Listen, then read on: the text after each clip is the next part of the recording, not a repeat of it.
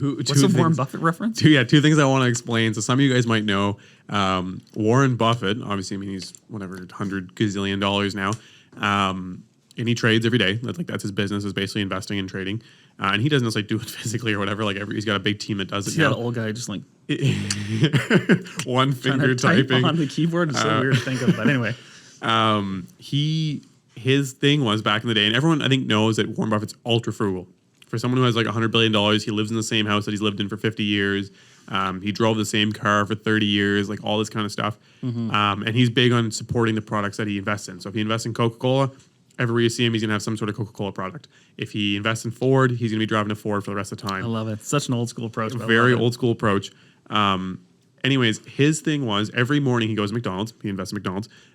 He gets a whatever, I don't know the names of the sandwiches, but it's like a bacon, egg, whatever the basic sandwich is. Yeah. And you have the options. Bacon, egg, breakfast. It's a breakfast sandwich. It's a breakfast sandwich, but you have the options. No, it's a McBreakfast. Whatever. Anyways, whatever it is, you have your options, and you can go with just the egg with sausage. Egg McMuffin. You can go with the egg. You can add, and someone's going to correct me probably, but you can add sausage or you can add bacon. And I think bacon's like... That's right. Like 49 cents. Can confirm. Sausage is like 29 cents, and then just the egg is, we'll say, whatever flat. Based on his previous day's performance and profits is how he decides what he gets for breakfast. So every morning, he's like, oh, well, I made $1 billion yesterday. I'm splurging. I'm going all out. I'm getting the bacon. Jeez. But like if he has a down day, better believe that guy's just getting the egg. He's getting no sausage. Warren, bad. Yeah, exactly. He's like, I lost 100 mil yesterday. It's out, not in the budget. We're cutting out. We're just going with the egg today. And so, but those small things, like, you know what I mean? Like that mindset is kind of good because again, you reward yourself for the thing, and you still get what you want, but maybe don't go so hard with it. Like every time I go to this restaurant, I go crazy and I get a bottle of wine to do all this. Maybe if things aren't going so good, you can still go to the restaurant, but maybe pull it back a little bit. But that's all that Warren Buffett reference was. We've talked about this before, like carrot and stick. Mm-hmm. You need enough carrots, which is motivation. Yeah.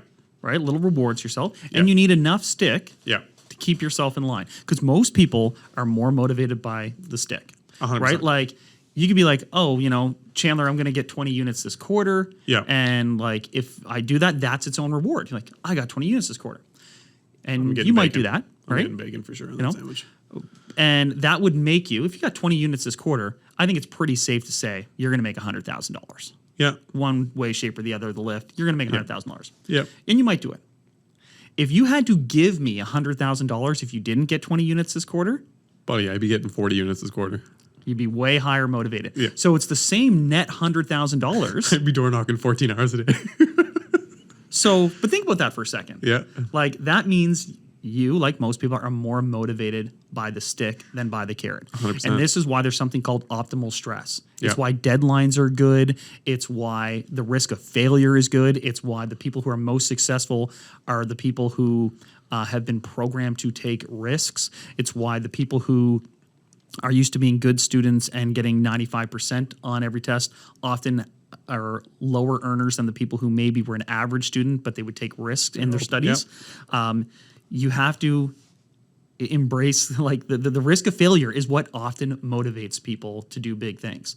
I'm going to say so I want to say two things on the last one. I want to make a quick reference. I think some people might find funny if you're in buying real estate. I just thought of this. When I get kind of a hook on a deal, I won't talk about it. I will not talk about it until I have it under contract. Like it's just like the psyche. I think it's going to jinx it. Yeah. And so I'm like, I know tons of people like that. I might have like 3 deals on the go, and I'm just like talking to people, and I'm just like, oh, I got to tell them. I want to tell them. Like, I want to tell Chandler, like, I got this deal that's coming, but I will not say it until I know it's actually happening. Because every time I've said it, I swear to God, it gets jinxed. So, anyways, if you got a deal coming on the hook, don't go tell your friends until you have it under contract. Thanks for watching that clip from the Master Keys podcast. Check out that full episode here. Don't forget to subscribe, hit the like button, and share our podcast. When I was broke, I had rich habits. When I was broke, I had rich habits.